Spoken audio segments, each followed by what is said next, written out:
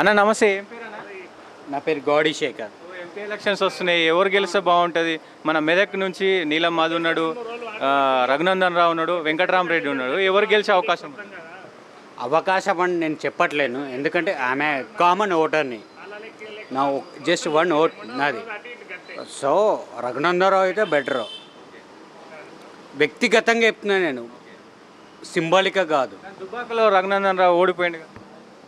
అది ఎమ్మెల్యే కదా, ఆయనకు ఫాలోయింగ్ బాగుంది. సో ఆయన నీతి నిజాయితీగా పనిచేస్తాడు. నీతి నిజాయితీగా పనిచేసినప్పుడు దుబ్బాకలో గెలవాలి కదా. లేదు, అప్పుడు నడిచింది ఏంది ట్రెండ్, ఎలక్షన్లో కాంగ్రెస్ వస్తామని ఎవరు అనుకోలేదు, కానీ వచ్చింది. ఎక్స్పెక్ట్ చేయలేము. ఎట్లా ఉంది ఇప్పుడు? 4 నెలలు అవుతుంది కాంగ్రెస్ ప్రభుత్వం వచ్చి, ఎట్లా ఉంది పరిపాలన? సో బాగుంది సార్, వీళ్ళ విమర్శలు ఎక్కువ ఉన్నాయి. సో ఆయన కూడా బాగానే పరిపాలిస్తున్నాడు. బట్ ఏంటంటే హరీష్ రావు వేసే కామెంట్కి మేబీ ఈయన పోతాడేమో అనేది సందేహంలో ఉన్నాం మేము. సో ఆయన ఏంటంటే హరీష్ రావు ఏంటంటే చెప్పాడు కదా, అది సో అన్నాడు కదా రాజీనామా చేస్తుంది అని. సో అదే పొలిటికల్గా కామన్ అనుకోవచ్చు, కానీ సీరియస్గా చెప్పాడు. సో ఇప్పుడు పైన రాహుల్ వస్తే బాగుంటుందా, మోడీ వస్తే బాగుంటుంది? రాహుల్ వస్తే బాగుండు అనుకున్నా. ఎందుకు రాహుల్ అనుకుంటున్నారు? కాంగ్రెస్ వస్తే బాగుంటుంది, పరిపాలన వాళ్ళది మోడీ కంటే ముందు పరిపాలించింది కాంగ్రెస్ ప్రభుత్వం. తెలంగాణ ఇచ్చింది కాంగ్రెస్ ప్రభుత్వం.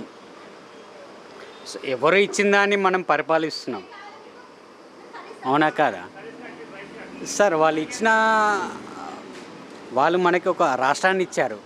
సో అదే ఏంటంటే సరే కేసీఆర్ 9-10 సంవత్సరాలు పరిపాలించాడు, గుడ్ బెటర్ ఆయన. రాహుల్ గాంధీకి పిఎం అంటే దేశాన్ని పరిపాలించే సామర్థ్యం లేదని కొంతమంది అంటే ఆయనకు పరిపాలించే అంత స్తోమత లేదు అని చెప్పేసి కొంతమంది వాదన. నా వ్యక్తిగత చెప్తున్నా, 100కి 100 పాళ్ళు ఆయన రైట్. 100కి 100% రాహుల్ వస్తే బాగుందని అనుకున్నా. బట్ ఏంటంటే హిందుత్వం అనేది ఒకటి వచ్చింది, నేను హిందూ అదినే. సో ఆయన వస్తే బాగుంటుంది నేను. సో మోడీ వచ్చినా కూడా బాగుంటుంది. మోడీ దేశానికి ఏం ద్రోహం చేయలేడు, ఈజ్ ఎ గుడ్ పర్సన్. ఇంకొకరికి అవకాశం ఇస్తే మార్పు సార్, ఇంకొక 5 సంవత్సరాలు రాహుల్కి ఇస్తే ఆయన గోలు ఆలోచన ఇంకొక 5 సంవత్సరాలు వాళ్ళ చేతిలో అధికారం ఉన్నప్పుడు మన్మోహన్ సింగ్కి ఇవ్వలేరా? వాళ్ళు పరిపాలించాలంటే వాళ్ళ చేతిలో ఉంటాయి కదా, కానీ ఇవ్వకుండా మన్మోహన్ సింగ్కి ఇచ్చాను. సరే వాట్ ఎవరు ఎల్స్. ఇక్కడ రఘునందన్ అనుకుంటారు, పైన ఏమో రాహుల్ అనుకుంటారు. సో రాహుల్ రావాలని నేను అనుకుంటున్నా, ఇక్కడ రఘునందన్ వస్తే బాగుంటుంది నేను అనుకున్నా. బట్ కష్టం. బట్ మీరు అన్నా చూడు, ఎమ్మెల్యే ఎవరికి మధ్య పోటీ ఉండబోతుందని ఇక్కడ కామన్ వెంకటరామరెడ్డి ట్రై డ్యూయల్ లేసా ఈజే. ఒకటి ఏంటంటే నైట్ సో ముద్దురాజ్ అనేది ఒక ముద్ర, అంటే మిగిలిన వాళ్ళు మున్నూరు కాపుని, మరి మేమేం కావాలి? ఒక సింబాలిక్గా వేసుకొని పోతుంటే అది.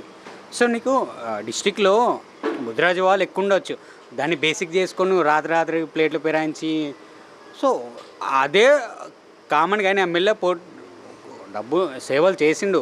నీలం మాధవ్కి నేను తప్పవట్లేదు, సేవ. పార్టీలు మారడం అనేది మైనస్ అయిందంటారా? ఎగ్జాక్ట్లీ. నీలం మాధవ్కున్న మైనస్ ఏంది, నైట్ ప్లేటు ప్రయాణించడం.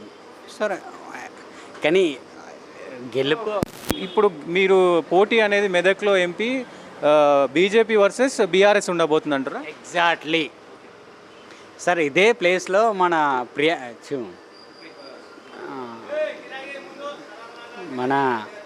ఎక్స్ మేడం పేరు తెలియట్లేదు,